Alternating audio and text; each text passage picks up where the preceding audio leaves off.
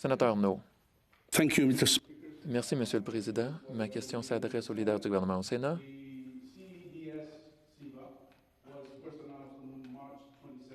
Il y a une annonce le 27 mars et le seuil posait des problèmes puisque beaucoup de petites entreprises étaient laissées pour compte. Des propriétaires de petites entreprises ont soulevé le problème. J'ai demandé au ministre Morneau le 11 avril, la dernière fois qu'il a comparu ici. Après ma question, 5 jours plus tard, le gouvernement a changé le seuil mais il y a eu beaucoup de dommages, où les petites entreprises ont subi beaucoup de dommages pendant cette période. Même avec ce nouveau seuil pour la mesure, certaines entreprises, quand même, ne seront pas admissibles.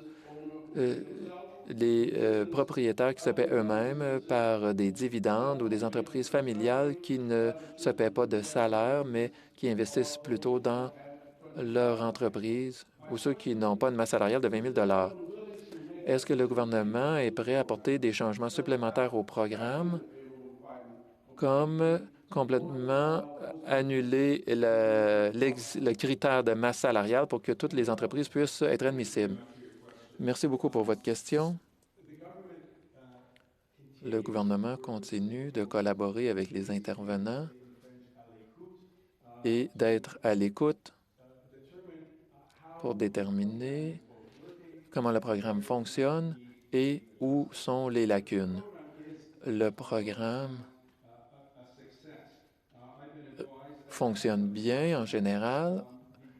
Hier soir, le gouvernement a reçu plus de 85 000 demandes pour la subvention salariale, ce qui est une participation importante. Et le gouvernement s'attend à recevoir près d'1 million de demandes qui doivent être examinées manuellement.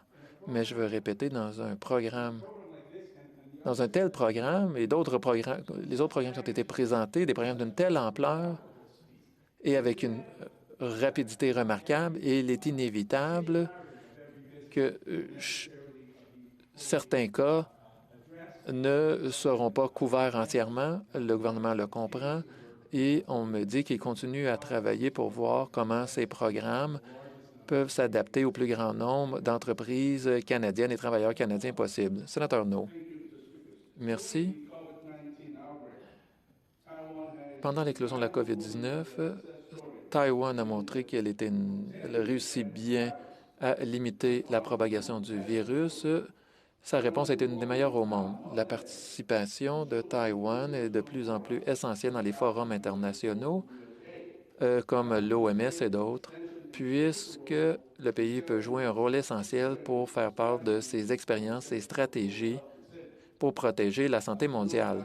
Comme nous savons, la participation de Taïwan est bloquée à cause des pressions politiques indues.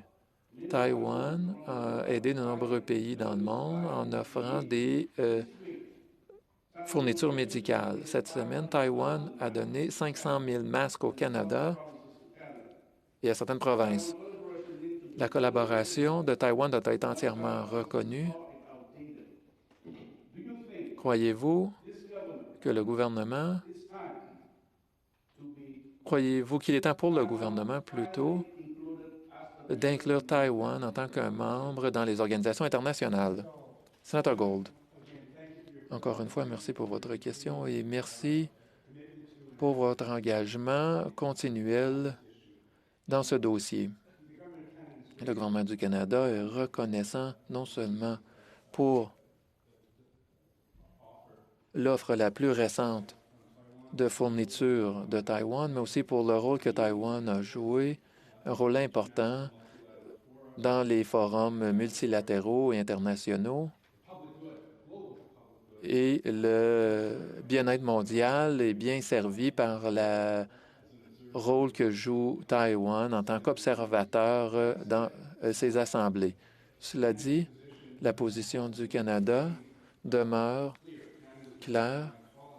La politique d'une seule Chine ne reconnaît pas Taïwan en tant qu'État souverain et ne maintient pas de relations officielles de gouvernement à gouvernement avec Taipei.